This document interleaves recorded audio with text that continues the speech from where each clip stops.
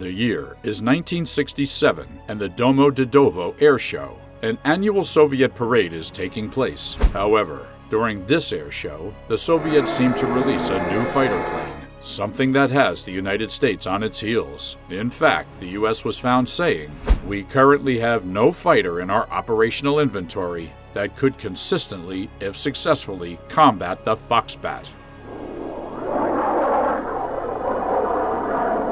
Speculated to be a superiority fighter, the MiG-25 seems to be sending the United States into a tailspin and leaving the US wondering whether they had been outclassed in the sky.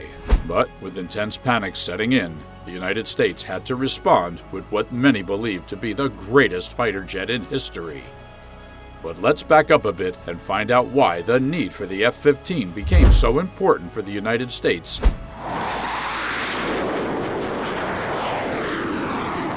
and what led to the inception of this multi-role air superiority fighter.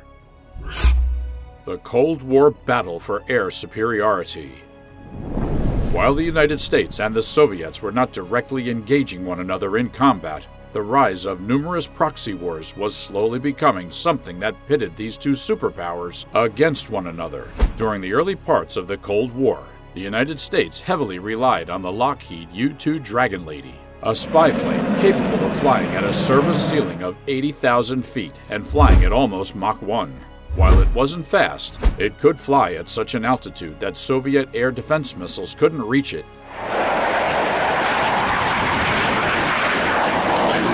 And this sparked the need for a higher altitude interceptor aircraft. In response to this, the Soviets began construction on what would eventually become the MiG-25 Foxbat, and upon release, it would go on to set 29 new world records, even reaching altitudes as high as 66,000 feet and reaching an operational speed of Mach 2.8.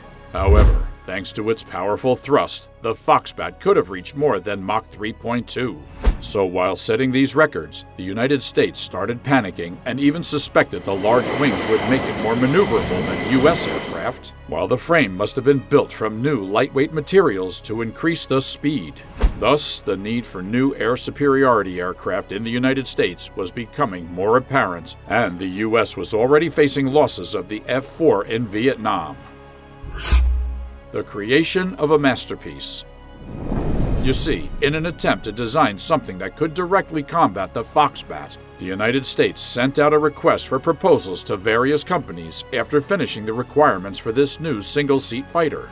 The requirements were that it would have a maximum takeoff weight of 40,000 pounds or 18,000 kilograms and a maximum speed of Mach 2.5.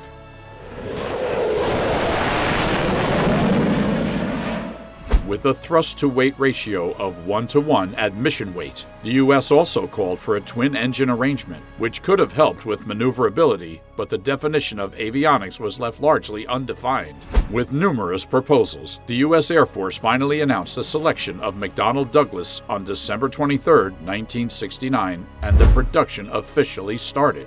But it wasn't until July 27, 1972, when the F-15A first took flight, followed a year later by the two-seat F-15B in July of 1973. The Eagle was to be fitted with two Pratt & Whitney F-100 engines capable of delivering 48,000 pounds of thrust and achieving a combat thrust-to-weight ratio exceeding 1:1. But much like the F-4 Phantom, it would have a conformal carriage of 4 Sparrow missiles and be fitted with the standard M61 Vulcan gun for direct air-to-air combat. This would later be upgraded with 8 Sparrow and Sidewinder missiles being fitted to the wings and fuselage, and the upgraded 20mm Gatling gun capable of delivering 6,000 rounds per minute.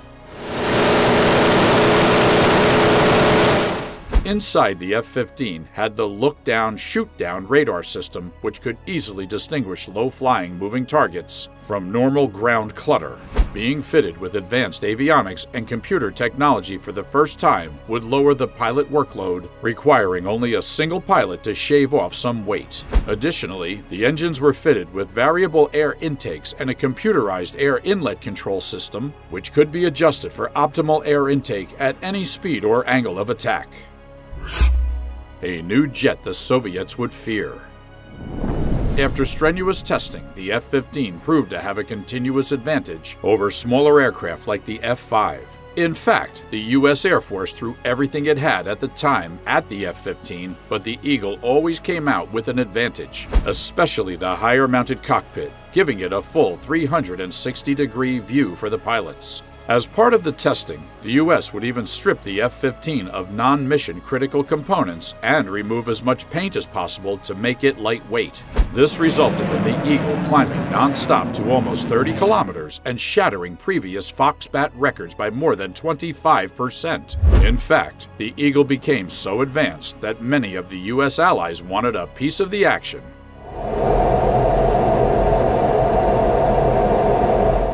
With Israel becoming the first foreign operator of the F-15 by 1976. The F-15s would be deployed to West Germany, placing them in almost direct contact with Soviet MiG-25s. While we never got to see this dogfight, the U.S. did get their hands on the MiG-25 in a somewhat unique way.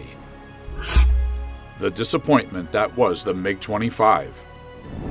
You see, not everyone was as excited about the Soviet Union, and by 1976, Soviet Lieutenant Viktor Belenko would crash his MiG-25 into a civilian airport in Japan.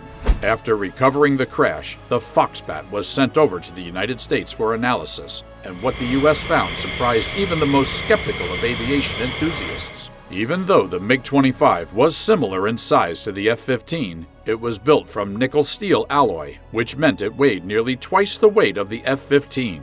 In fact, the large wings were not designed for maneuverability, but rather to get this massive aircraft off the ground.